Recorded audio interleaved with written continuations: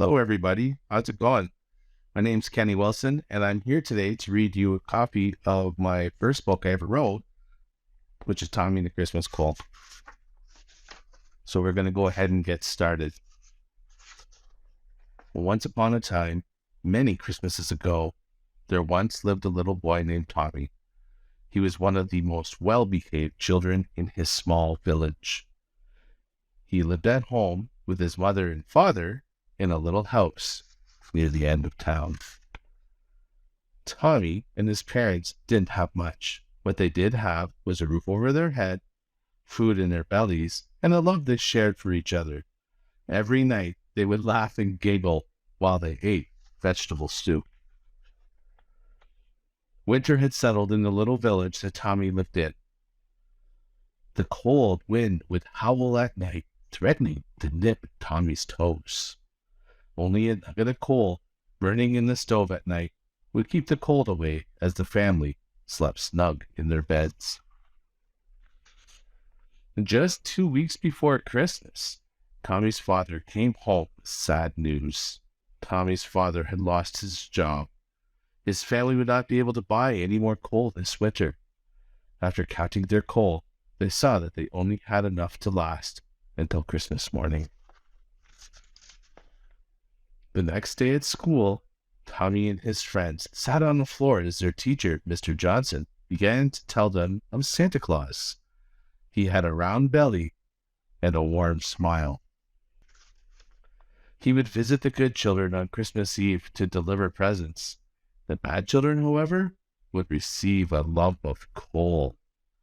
The worse the children behaved, the more coal they would discover in their stockings on Christmas morning. Tommy spent the entire day at school thinking about Santa and the coal. He wondered if it could be true that Santa could deliver coal to a naughty boy. He decided the only way to be sure was to ask a kid who was already on the naughty list. Murray Sanders was the meanest boy in the class. He even took Tommy's yo-yo on the first day of the school year. Tommy's knees shook as he walked across the schoolyard to Murray and tapped him on the shoulder. Murray, did you get coal for Christmas last year? Tommy winced as Murray spun around. Nothing could have prepared him for what happened next. Murray started to cry. All Murray could do was nod between sobs. Finally, he composed himself and said, "Yes, I got coal. All I ever get is coal." "It's okay, Murray. Santa doesn't want to give you coal. Why, and if you start being good, you might even be able to get a present this Christmas." He consoled him. Murray smiled widely. He gave Tommy his yo-yo back. He would start over as a good boy from that moment on. That night, Tommy couldn't sleep.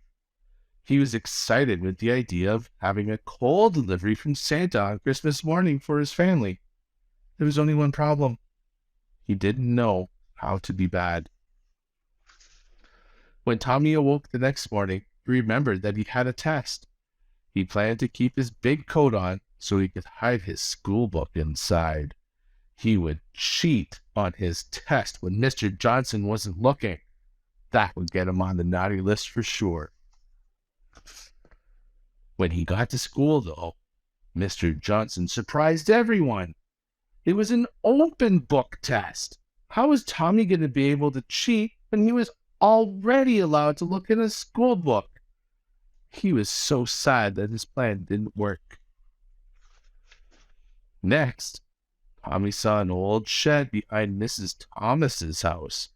He thought he could get on the naughty list if he painted a picture on the side of her old shed. He often heard about the adults complaining about those graffiti pictures. When no one was looking, Tommy snuck over to Mrs. Thomas's house. He started painting on her shed. He decided to make something nice instead of one of those ugly graffiti pictures he had seen. The hours melted away as he worked on his masterpiece. It was beautiful. After he was done, Tommy stood back to look at his painting.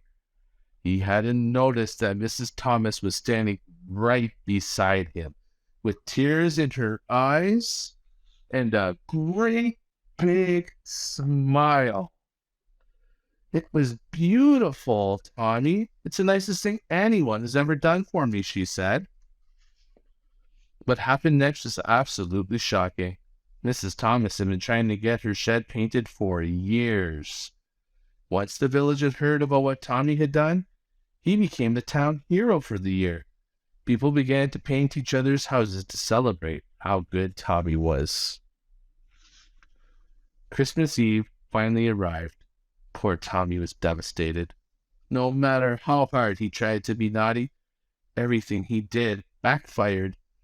Mommy saw how sad he was and gave him a big hug. "Christmas miracles do happen, Tommy. Chin up. It'll be okay," she told him. Tommy smiled and wiped a tear away.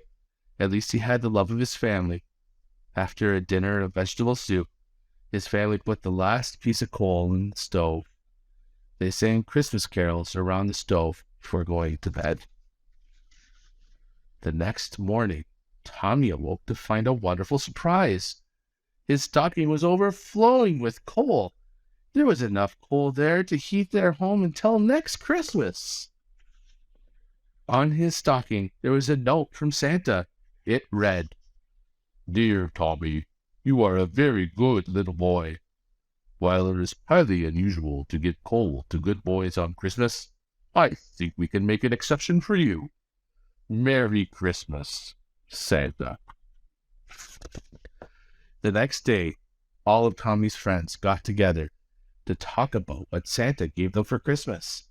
Even Murray Sanders was there with a shiny new toy truck and his own yo-yo. When it was Tommy's turn, he said with a huge smile, "Santa brought me coal." The end. I hope you enjoyed that. Merry Christmas, everybody.